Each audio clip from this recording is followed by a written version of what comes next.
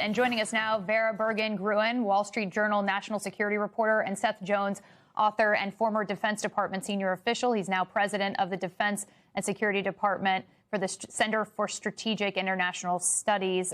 Both of you, thanks for being with us. Vera, the Journal reported that, according to multiple U.S. officials, for the very first time, as we've been reporting, Iran has launched this intermediate ballistic missile against Diego Garcia. That's the joint U.S.-UK military base in the middle of the Indian Ocean. Thankfully, they did not reach their target successfully. Your latest reporting suggests that this war has left diplomatic missions in the crosshairs. How significant and concerning is this development for the U.S. and for Europe? It does seem quite concerning, again, less because it actually reached its targets, thankfully. I mean, the reporting indicates that one of them just failed in flight and one of them was intercepted. But again, it's further than we knew these weapons could reach. And it just shows a willingness to reach far beyond the Middle East, to reach military posts and also, as we've reported, diplomatic facilities, really, really far from where the actual conflict is happening. And it's almost more symbolic. Luckily, again, there hasn't been a loss of life in all these targeting of diplomatic posts, embassies, military bases. But just the fact that they can reach that far, that they're willing to reach that far, the fact that they've had to draw down diplomats and a lot of military personnel and keep everyone safe, that is really causing a lot of disruptions across the region. So, Seth, how far can IRBMs reach? Well, they can reach sort of into the Indian Ocean. They can reach throughout most of the Middle East, and they can reach parts of Europe.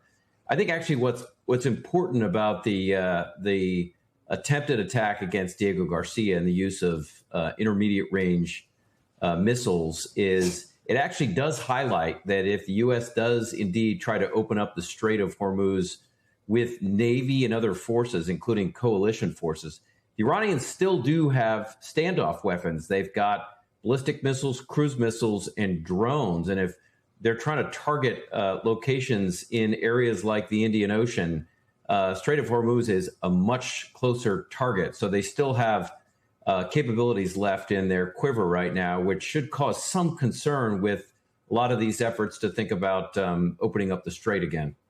Should the U.S. or does the U.S. know what kind of capabilities Iran still possesses at this point? Well, I suspect the answer is U.S. and Israeli intelligence has indications of a chunk of what has been destroyed.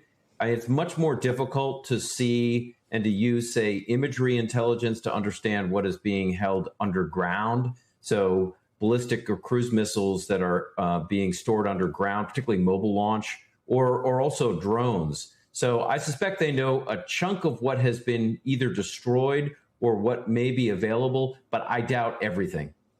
That's been one of the key problems here, is that so much of Iran's stockpile is below ground, has been fortified below ground. Vera, the U.S. has eased Iranian oil sanctions, risking handing maybe a boost to Iran, depending how you look at this. And your paper says that the move will likely bring only limited relief to pressure on oil prices that we've seen. This is the first time Iranian oil has been unsanctioned by the U.S. since, I believe, the 1990s. What's behind this decision? How do you explain it? How big of a difference could the release of this amount of oil make? That's right. I mean, it just really shows the pressure that they're trying to alleviate when it comes to what's been happening with the Strait of Hormuz, and also with, the fact it does seem like this is another indication they expect this to be going on for quite a long time.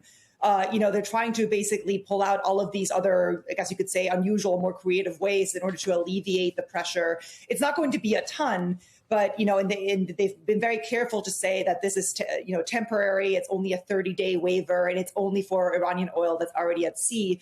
But again, just messaging wise, it's quite confusing. It's telling people, we're lifting sanctions on Iran on the one hand and bombing them with the other. And, again, it does raise the question of how much it was planned in advance and whether this was one of the scenarios that they saw when they launched this war almost, 3 weeks ago. Seth, the IAEA says it's looking into those reports by Iran that the U.S. and Israel ostensibly hit the Natanz nuclear site again today and called for military restraint to avoid any risk of nuclear accident. what would the U.S. and Israel be going after if they did indeed bomb Natanz, if experts believe that the 60% enriched uranium that still exists is below the rubble from the strikes in June? Yeah, so Natanz is Iran's main underground nuclear enrichment facility. So, I mean, it is likely that most of the actual enriched uranium is probably buried somewhere in and around Isfahan. But why you would target Natanz is that there must have been an assessment. There's likely an assessment that the enrichment facility had not been fully destroyed. And one of the major objectives, both of the U.S., we've heard it from the chairman of the Joint Chiefs and from the Secretary of Defense or War, as well as from the Israelis, is to severely degrade, set back, if not try to destroy Iran's nuclear weapons program. So that is really destroying the capabilities at Natanz as well as others like Isfahan. I mean, the big question looming still is, what do you do with the enriched uranium itself that you can't and certainly don't want to try to destroy? Yeah, I was just going to say, this is not just about the enriched uranium, the material itself, but also going after the infrastructure, so there's no future for enrichment. Vera, the Journal says that Gulf states, this is perhaps one of the most interesting dynamics we've seen emerge from this. The Gulf states are encouraging the U.S. and Israel to cripple Iran's regime before ending this war. More than 2,400 people have been killed in this region since this war started. But there is this kind of unprecedented unity among the Gulf states in finishing the job here, which they had initially kind of wanted to sit this out. Now it seems like they've reached a turning point. Is that because we're seeing the targeting of energy sites and because the oil markets are shifting now? I think that's what our reporting shows. It's largely because of the targeting of their own civilians, their own infrastructure, but also we never really knew how the scenario would play out. In this kind of major conflict. Last June, as we said, Iran ended up just doing one limited strike, and everyone kind of pulled away and went home. Now and when this first started, it also was clear that they didn't know how long it would last and just how chaotic it could get for them. And now that they're finding themselves constantly targeted, this aura of invulnerability that certain countries here had, despite the region they were in, has been shattered.